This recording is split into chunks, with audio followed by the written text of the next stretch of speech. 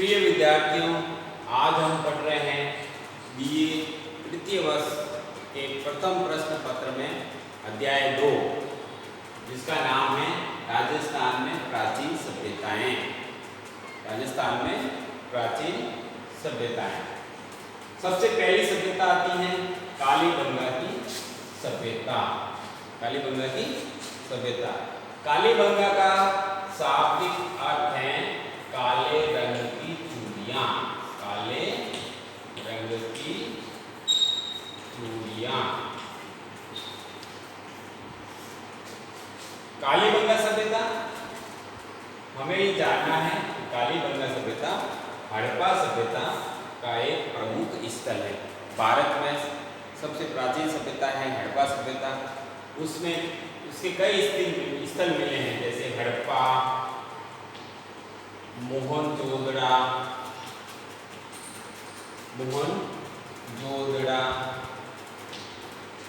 लोथल, सुरकोतला, रंगपुर, ऐसे बहुत सारे स्थल हैं। उसी सभ्यता के का एक प्रमुख स्थल है राजस्थान में कालीबंगा। तो कालीबंगा क्या है? राजस्थान में स्थित हनुमानगढ़ जिले में गगर नदी के किनारे जो स्थित है वो है कालीबंगा, और ये हड़प्पा सभ्यता का एक प्रमुख स्थल माना जाता है। आइए जानते हैं कालीबंगा सभ्यता जो हड़प्पा सभ्यता का स्थल है उसके बारे में अधिक विस्तार से। सबसे पहले इनका उत्खनन किया था डॉक्टर बी लाल और डॉक्टर B.K. थापर के निर्देशन में 1959 से 1960 में कालीबंगा का उत्खनन हुआ था डॉक्टर B.B. लाल और B.K. थापर के निर्देशन में 1959-1960 में। यहाँ के टीलों से 5 स्तरों में सामग्री मिली है। जो कालीबंगा के सभ्यता के जो टीले हैं जिसमें खुदाई की गई, खुदाई से 5 स्तरों में सामग्री मिली है। हमें ये भी जानना है कि जो ये कालीबंगा सभ्यता है वह ताम्रपाषाणिक सभ्यता है।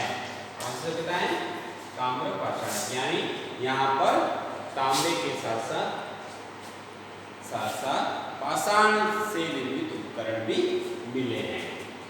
तो उत्खनन की बात आ गई। यहाँ के टीलों से 5 स्तरों में सामग्री मिली, यानी जो ताम्रपाषाणिक सामग्री है या फिर मृदुवान है वो 5 स्तरों में मिले हैं। अब आता है कालीबंगा में नगर निर्माण, मकान या सार्वजनिक भवन जो थे वो उन्नत अवस्था में थे। जो नगर था, नगर जो निर्मित किए थे वो उत्तर और दक्षिण में होते थे। यहाँ पर कालीबंगा में 2 टीले मिले हैं। उन 2 टीलों में जो पश्चिमी टीला है उसको किसी आधार से मजबूत करके एक चबूतरे पे बनाकर ऊपर उठाया गया है, जबकि जो पूर्वी टीला है वह नीचे है, यानी जमीन से नीचे नहीं। इसका मतलब है कि पश्चिम के टीले की तुलना में थोड़ा नीचे है।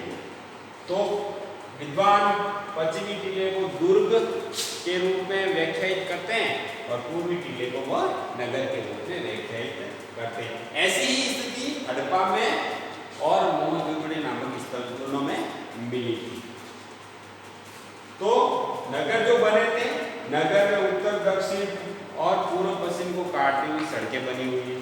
उन सड़कों के चारों तरफ, दोनों तरफ सड़कों के दोनों तरफ नगर निर्माण किए गए हैं और सड़कों के किनारे किनारे ही जल निकासी की उन्नत व्यवस्था थी। कालीबंगा वासियों ने साफ सफाई पर और जल निकासी पर अच्छी तरह से ध्यान दिया था। मकान निर्माण में भी ध्यान दिया। मकान में पक्की ईंटों और चिकनी मिट्टी का प्रयोग किया जाता था, यानी पक्की ईंटों से बने थे और चिकनी मिट्टी को उसको लेप लगाने के लिए या उसको जोड़ने के लिए, संयुक्त करने के लिए प्रयोग किया जाता था। पक्की ईंटें भी एक निश्चित अनुपात में होती थी, यानी उसकी लंबाई, चौड़ाई और मोटाई एक निश्चित अनुपात में होती थी। ऐसे ही अनगढ़ी या अनडंगी नहीं थी, विशेष विशेष निर्मित थी। फिर आते हैं हड़प्पा वासियों यानी कालीबंगा के निवासियों द्वारा जो बर्तन प्रयोग किए जाते थे वह मिट्टी व तांबे से निर्मित होते थे। मिट्टी के बर्तन जिस पर लाल और काली पॉलिश की जाती थी, मिट्टी के बर्तनों पर लाल और काली पॉलिश की जाती थी। मिट्टी के बर्तन चाक से निर्मित होते थे। जो मिट्टी के साथ साथ कुछ तांबे की कलाकृतियां भी मिली हैं या बर्तन भी मिले हैं। ये जो बर्तन होते थे वह विशिष्ट अलंकरण युक्त थे, जिस पर किसी प्रकार की आकृतियां बनाई जाती थी। अलंकार कैसे? वो बर्तन चौकोर हो सकते थे, गोल हो सकते थे, वृत्ताकार हो सकते इत्यादि। यहाँ तक यहाँ पर उन पर कलात्मक चित्रकारी की जाती थी, चाहे जैसे फूल पत्ती लगाने या पशुओं का चित्र बना दिया या भेड़ बकरी का या हिरण का या मछली का, इस तरह से चित्र वो बर्तनों पर बना देते थे, खासकर लाल और काले मिट्टी से या गेरुए रंग से। बर्तन कौन कौन से थे? जैसे घड़े, प्याले, रकाबे इत्यादि, यानी उनके दैनिक जीवन में उपयोग आने वाले ही बर्तन वो काम में लेते थे। और भी मिट्टी के कुछ खिलौने मिले हैं कालीबंगा से, मिट्टी के खिलौने मिले, पशु आकृतियां मिली, चूड़ियां मिली और तोड़ने के बाट मिले। मिट्टी की मोहर भी मिली जो उसके लेन देन में संभवतः प्रयोग की जाती थी विनिमय के रूप में। अग्नि वेदिकाएं मिली, इससे पता चलता है कि वह किसी न किसी देवताओं की पूजा करते थे, यज्ञ के माध्यम से उनको आहुति देकर उनको प्रसन्न करते थे ताकि वह उन्हें धन धान्य से परिपूर्ण कर सके। कालीबंगा से जूते हुए खेत के साक्ष्य मिले हैं। इसमें ये भी एक स्थिति बनी है कि इस तरह से कुछ तो समानांतर लाइनें हैं और कुछ जो आड़ी हैं, कुछ खड़ी लगभग कुछ लाइनें हैं, जिसमें ऐसा माना जाता है कि उन्होंने एक तरफ तो सरसों बो लिया, एक तरफ तो क्या बोल दिया? सरसों, और दूसरी तरफ चना बो दिया। यानी वह एक साथ दो तरह की फसलें एक सीजन में, एक कृषि वर्ष में वो बो देते हैं। एक ही फसल वर्ष में वो क्या करते थे? दो फसल बो लेते एक ही खेत में, यानी एक तरफ आपने सरसों बो दिया, दूसरी तरफ आपने चना बो दिया। इस तरह के साक्ष्य से विद्वान ये अनुमान लगाते हैं। अब आता है अंततः जो ये सभ्यता है कालीबंगा, जिसके उन्नत प्रतिमान है, जो हड़प्पा सभ्यता का एक प्रमुख प्रतिनिधि स्थल है, उसका पतन किस तरह से हो गया? पतन यानी चूड़ांत कैसे हो गया? इसके कई कारण इतिहासकार बताते हैं।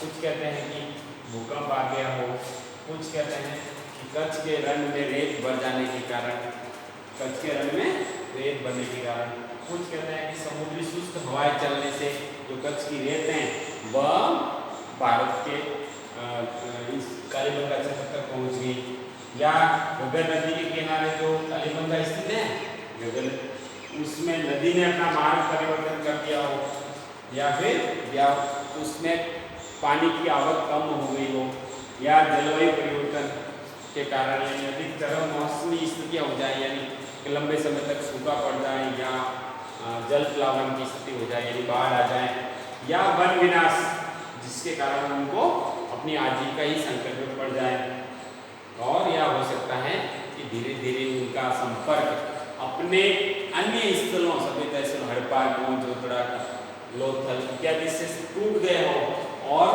वहाँ के जो उन्नत प्रतिमान हास हो गए, तो उसी तरह के उन्नत प्रतिमान हास हो गए हो।